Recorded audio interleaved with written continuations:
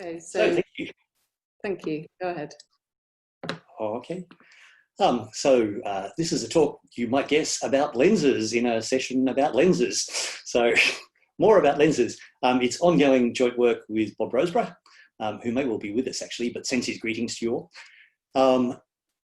Okay, lenses. So as we were just hearing from Bryce, they're ways of maintaining consistency between two data sources or two systems. David was just asking about the set cases, and that's where you just look at the set of states of the system and don't care how you transition between them. But more generally, a state space for a system is in fact a category, and that's why Bryce was looking at categories there. Okay, Bryce also mentioned symmetric lenses. So most people here work frequently with asymmetric, well, many people here work frequently with asymmetric lenses. Asymmetric ones, as Bryce was telling you, are ones where one system can be completely determined by the other. And that's the nature of the asymmetry there.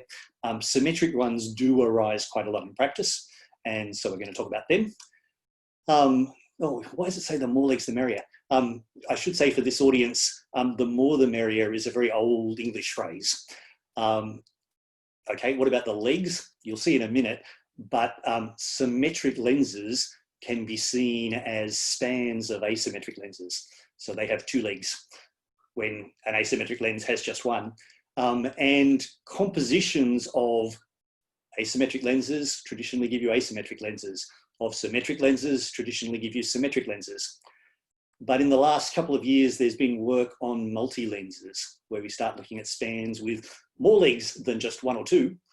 And that means you can start thinking about compositions that aren't closed for symmetric lenses or for asymmetric lenses, where you actually compose two symmetric lenses and get more legs. And that might seem surprising at first, and some people find quite disconcerting, but it turns out to have some really important practical applications. So that's where we're heading. Okay, I hope that made some sense. The next slide after the title slide is usually the kind of outline of a talk slide. And just before we get there, outline slides are often kind of like a few bullet points that are gone in about 20 seconds. I actually want to do the outline sort of iconographically. So it feels sort of appropriate for category theorists that we could do the whole outline with diagrams.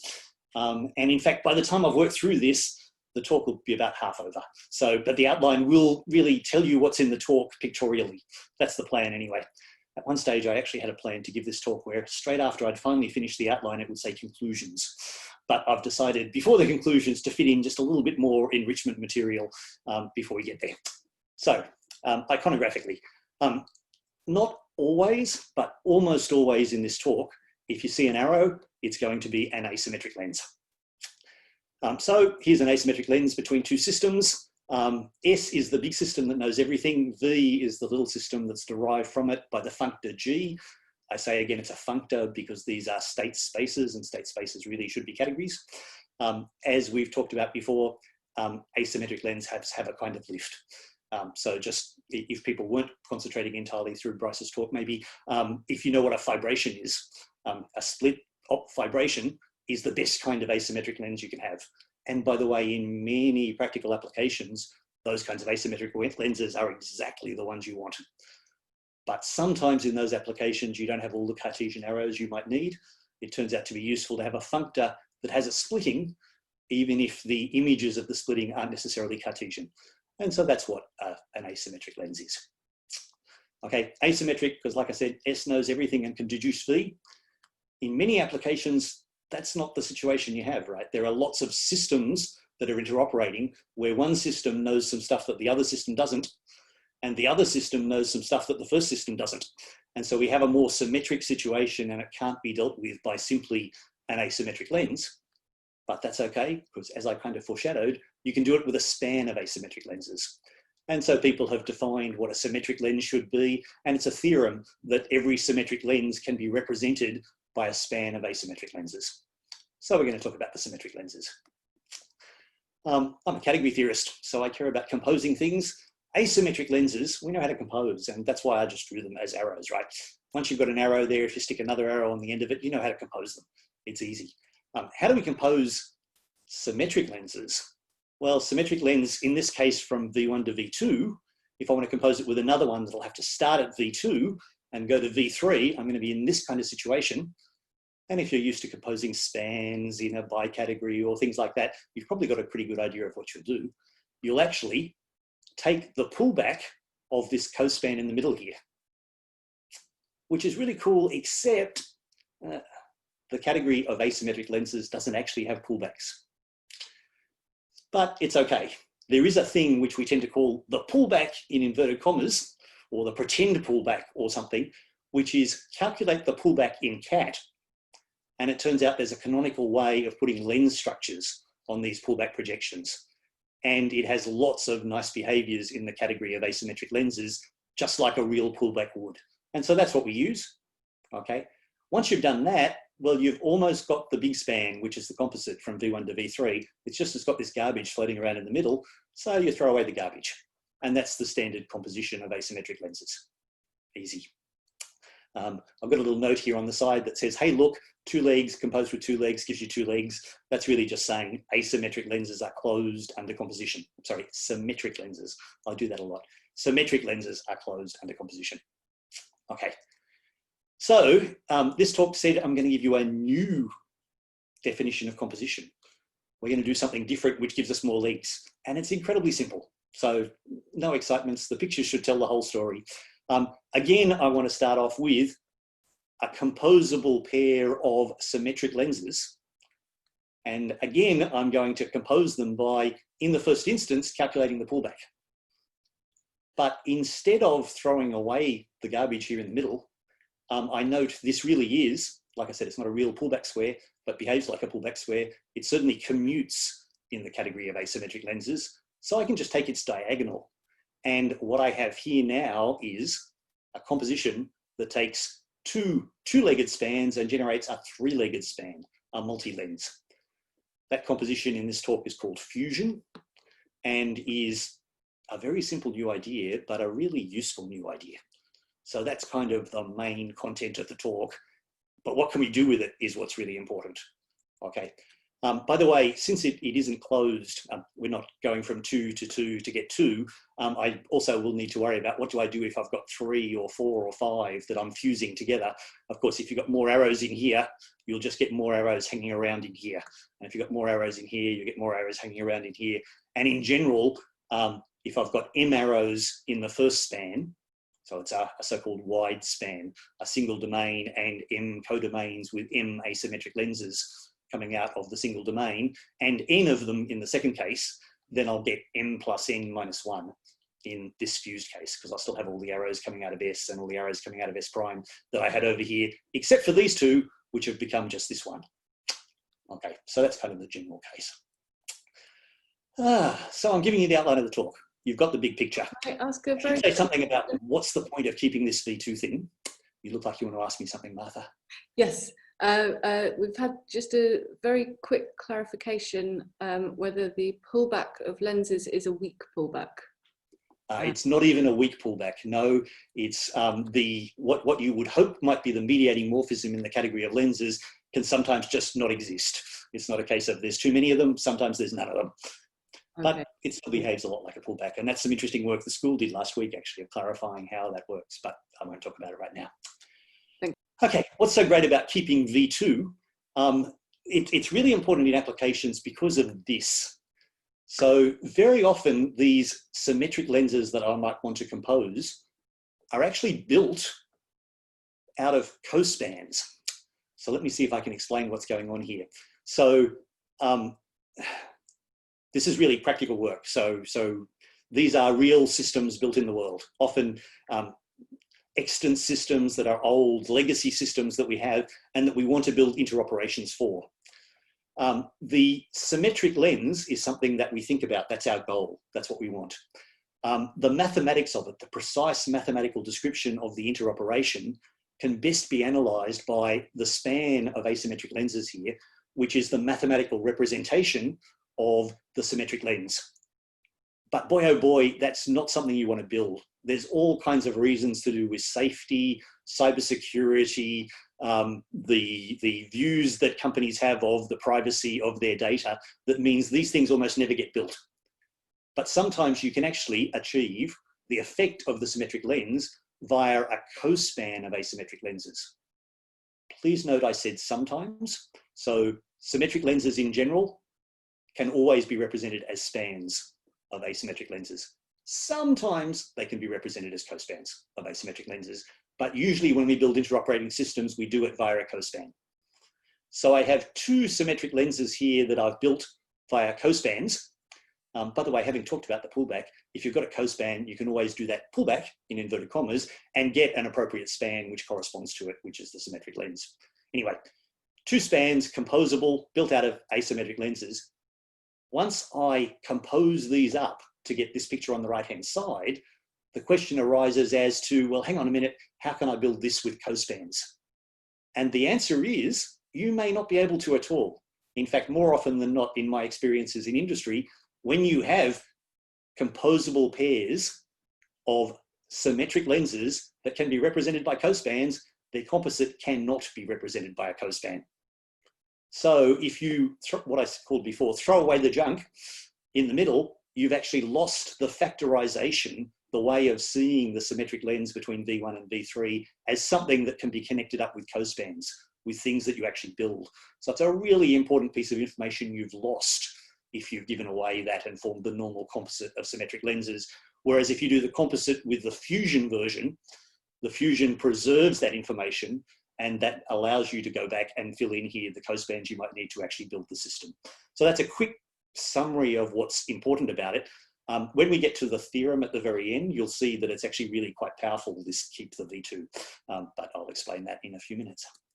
Okay, there's the general formulas for how many legs you get in different cases, and you can see it's just a bit more. And in general, because we're doing multi-legged spans in multi-lenses, there's a lot more we can say. Okay, in the real talk, which you probably won't get because I'll spend all my time doing the outline, but in the real talk, you get an example, and I'll just show you the example really fast. I'm not going to go through it in any detail. You get some definitions, but unless you force me to, I'm not going to show most of them. In fact, I've even moved a few to after the last slides, so you don't see them unless you ask. Because if you followed my pictures, you don't need the definitions. I've told you what's going on for both ordinary symmetric lens composition and ordinary, or not ordinary, the new fusion of symmetric lenses and multi-lenses.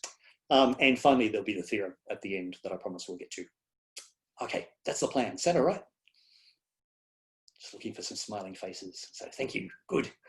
Okay, so here's a crazily cut down example. Okay, so this is meant to represent three business entities interoperating via two co-spans. I said usually when you see an arrow, it'll be a co-span. Yeah, when you see an arrow, it'll be an asymmetric lens. These are indeed asymmetric lenses down here. The arrows above that are the exceptions. These are the only times in this talk you'll see arrows that aren't asymmetric lenses. These are schema for designing systems. And in fact, a real system has a way bigger schema than this. I've just cut it down to the most essential bits for the story I'm actually telling here. And so we have a system here that produces some stuff called frames and keeps track of where its frames are. They have a customer over here that buys frames, and the frames it buys, it calls X. Because these people know where the frames are, they can deduce by a pullback here, this is a real pullback in a real category, these things need finite limits and finite co-products to work properly. But anyway, you can deduce what are just the frames that happen to be located at XYZ warehouse. And this particular co-span says, take the view which tells me just the X is there, and the view that tells me just the X is there, and keep these two systems synchronized. This is actually an ancient kind of systems interoperation. So it started a really long time ago with people who you might think of as the producers and the consumers. And the idea is there's a contract between the producers and consumers that says, you producers are going to keep my stock of X's always between two levels. And so I can merrily sell from the stock and you'll be able to see how many I've got left. And before I run out, you'll send me some more. It's a really standard thing that happens in a lot of businesses. So that was way oversimplified, and I don't have time to do the whole rest of the picture, but I want to give you an idea that these are little bits of standard company business. It does interact via co-spans, and the point that I want to make to you here is if you take these symmetric lenses and compose them, you'll get a symmetric lens between this business and this business, which can't be represented by a co-span.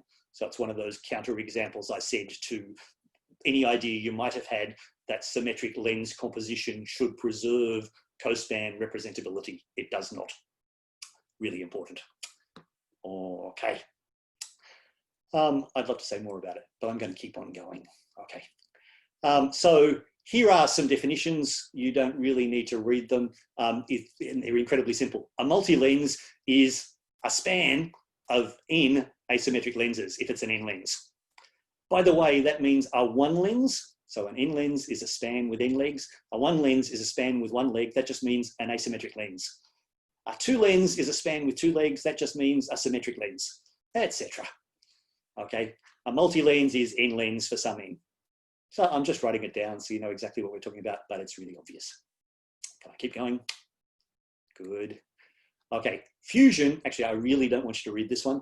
This is all about bookkeeping, but this is just writing down precisely how if you're given a lens with n legs and a multi-lens with n legs, then you can get a fused multi-lens with n plus n minus 1 legs, just like I promised you before, by calculating a pullback over a couple of legs and everything else just hangs off them as before. So this is writing out what you saw in the outline. If it's okay, I'm going to go straight on. All right with you? Okay, here's a few basic properties of fusion. The well-definedness one just says, the bookkeeping I just showed you and tried to convince you not to read works okay. It does. You can check it out in your own time if you want to. Identities. By the way, these were smoothed out for me a little bit because I was trying to do some other stuff too, Bob and I. These were smoothed out by a referee, and the referees for this conference have been great. So thank you to the referees, as well as thank you to the organisers, and thank you to the program committee. Identity one lenses are up to equivalences, left and right identities for fusion. So fusion behaves as you would expect. Likewise with associativity.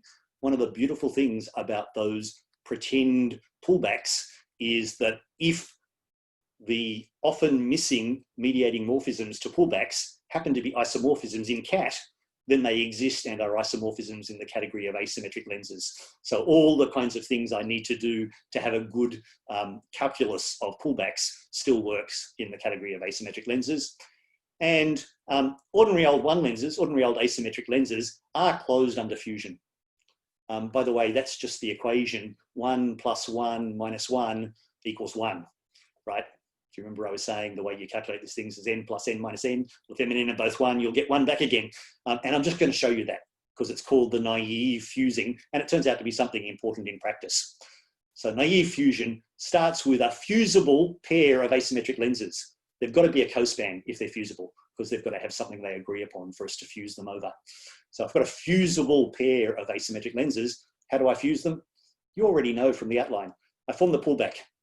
Once I got the pullback, I say, well, this is a commuting square. I can use its diagonal. You don't need to keep the two sides once you've got the diagonal, because they just, when you compose them together, give you the diagonal. So the fusion of those two lenses you started with is that lens there, which, like I said, is actually something important in practice. It's called the consistency lens for the two systems. So I had two systems here, S and S prime. The consistency lens is the lens that keeps track of consistent states of S and S prime and how they change as V's change and so on. So an important one. Think of that as naive fusing of asymmetric lenses. Okay.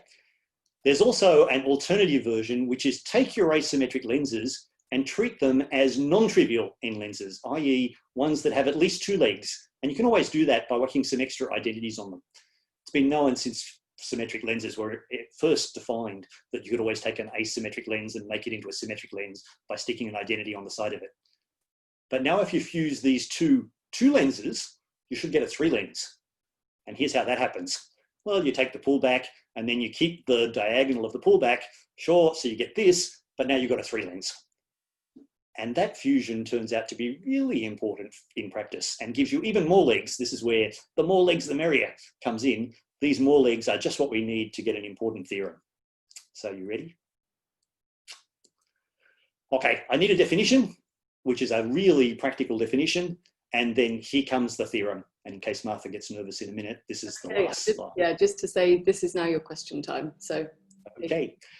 So the definition, that's funny because I reckon I've got 22 seconds left. But anyway, the definition says a composable collection of cospans. So think of lots of cospans. You can think of a zigzag, if you like, of cospans that are all able to be composed. it's said to be properly interlinked if the object relations of the cospans are total on both sides.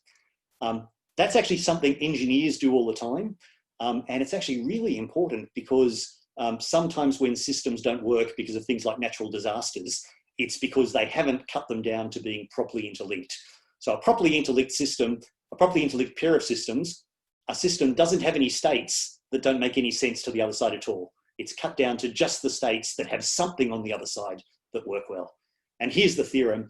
If you've got a composable collection of properly interlinked cospans of asymmetric lenses, then nicely, however you choose to fusion up those asymmetric lenses, you'll get something isomorphic to the, in inverted commas, limit, a standard thing you can calculate in the category of asymmetric lenses.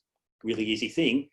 And furthermore, this is very nice, the entire collection of asymmetric lenses, meaning all those cospans you thought you didn't have anymore because they'd been fused up, can be recovered from the cone of the limit. It turns out that asymmetric lenses, because they've got these lifts and things, allow you to work in multiple directions and rebuild stuff that you might not think you have. And so multi-lenses, when they're in the properly interlinked form, allow you to recover things that would have been in the diagram that the limit is over. The limit is enough to tell you all the story. So that's a message that this fusion operator, if you use it properly, is really strong for being able to do engineering things, building the cospans you need among the legs. I'll stop there because, as you've noted, my time is now more than up. I apologise, Martha. Thank you. Okay, thank you very much, Michael. Let's thank Michael.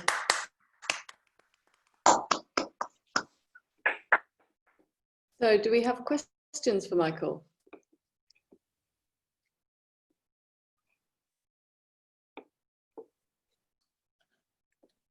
I have a brief one. You might have said, Mike, what this already, but and thanks for the talk, by the way. Do these pullbacks, these funny inverted commas pullbacks, are they operations that you have on cospans that you have, like, they're symmetric? It's a symmetric operation. I can switch the cospan and I get the same pullback, or like, what sorts of rules can I count on for these pullbacks? Yep. The easy answer is to say, think of all the rules you have about pullbacks, proper pullbacks, and in this case it's pullbacks in CAT is what we're really working with, pullbacks of functors, all the rules you have about them which are about isomorphisms. Then every one of those rules is satisfied in the category of asymmetric lenses. So I shouldn't say this because it was actually a result from the school work last week. The students worked out that this is really an isofibration, the forgetful functor, from asymmetric lenses down to CAT. And so isomorphisms lift, and the isomorphisms you can build from as mediating morphisms of ordinary limits in CAT lift to give you isomorphisms of inverted commas limits in asymmetric lenses. Okay, cool, thanks. I hope you'll hear more about that from the students in the school at next year's ACT conference. We'll see. Thank you. There's also a question in the chat asking whether there's a reference for examples like the industry one. Or is this just something that you've come up with? So it's work I've done in the past, and it's mostly available in very old papers of mine. So a lot of the industry work started before lenses were even called lenses. So back in the 90s, I was working with some people in industry doing consultancy work in these things. And there's stuff that is ongoing, although mostly one is not allowed to talk about the details. But in a number of papers of Bob and mine, so Johnson and Rosebrugh, or earlier papers by Dampney and Johnson, there are examples in there that are, just like the example here, pretend examples. They're bits taken out of real world examples, but leaving out all the stuff that the clients would think is their business and just giving you kind of prototypic things that show you what's going on. So there's some examples there. It's probably also worth saying, I'm always happy to talk about examples. So anyone who wants to discuss some such examples or have a little lesson on such examples from me, I'm always happy to share. Great, thank you. And actually that leads on nicely to just to highlight that David has put all the Jitsi links into the chat. So there are various forums there for people to go and chat, just to remind people of that. So any last questions for Michael? Yeah, I wanted to ask something. So if I understand this correctly, the idea is that you can compose these lenses, but then you basically keep the information about the composition and you don't lose it along the way. But from an implementational point of view, if we were to implement this in code, I suppose we still have to store this information somewhere. So the question is, are there, or have you thought about techniques to prevent space explosion in this sense? Like if you compose a lot of these lenses, is your database going to explode space-wise, or? Yes and no. So the thing upstairs, the S, the domain of the span, that really explodes. But already when there are just two, in my experience, that has exploded so much that nobody ever builds it. So really, mathematicians work upstairs. Upstairs is where you can prove properties of this system, like that it doesn't reach unsafe states or it doesn't go into deadlock, and it's a system of interoperating systems. So it's really important to be able to prove things like that. But you never build these things. What you actually build is links downstairs between systems. And you might feel like, hang on a minute, if I keep a system in the middle here, I've got to build that system. But usually these systems already exist. People have built these systems. What we're doing is building the interoperations between them and proving properties of those interoperations. It's a really big deal in software engineering, actually, that we have lots and lots of systems that nowadays are systems of systems, that people built the systems originally and now we interlink them. We mathematicians need to do the mathematics of that interlinking if we want to be sure they're going to perform well. And yes, indeed, often the engineering needs to be done well, which means understanding the co-span part. But the fact you've got extra legs floating around just keeps track of the fact that those systems already exist. And really importantly, that there's a factorization that we can get from one place to another via some of these systems that already exist in nice ways, like via co-spans, sensible interoperations that we can build. I hope that helps. Okay, so it's left, let's say, implicit when you go to implementation stage. I couldn't quite hear. Can you say it a bit louder? So it's basically left implicit when you go to implementation stage. Absolutely. Yes, indeed. It's also the case that we can do things like work out when there's orthogonalities, when we have systems that don't actually have any role between two other systems and when we can leave them off. It's perfectly reasonable to say, I care about what happens between this system and this system and look at what happens to them via the span. So if you want to not look at these systems, you can not look at them later. But if you compose them away, they're gone forever. And we all know multiplication is easy, factorization is really hard. Losing track of what it was you multiplied is a dangerous thing, but that's what classic composition of symmetric lenses does. Okay, thanks. Okay, thank you. So let's take the opportunity to thank Michael once again, and do join the Jitsi rooms or the Zulip if you want to carry on conversations with anybody. So thank you very much. Thank you, Martha.